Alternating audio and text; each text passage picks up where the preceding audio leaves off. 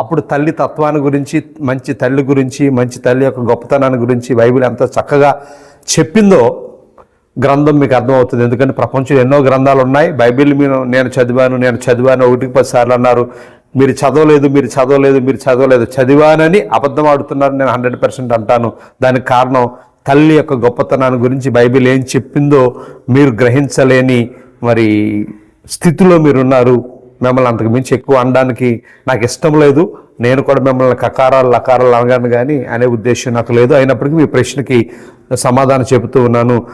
అమ్మ గురించి బైబిల్ ఏమని చెబుతుందో, అమ్మ ప్రేమ గురించి బైబిల్ ఏమని చెబుతుందో మొట్టమొదటి రెఫరెన్స్ మీకు ఇస్తూ ఉన్నాను. యెషయా గ్రంథం 66వ అధ్యాయం 13వ వచనంలో, యెషయా గ్రంథం 66వ అధ్యాయం 13వ వచనంలో ఏమని ఆ వచనం మాట్లాడుతూ ఉందంటే, దేవుడు అంటున్నాడు, ఒకని తల్లి వాణ్ణి ఆదరించినట్లు నేను మిమ్మల్ని ఆదరిస్తాను. అంటే నేను మీకు తల్లి వల్లే ఆదరిస్తాను.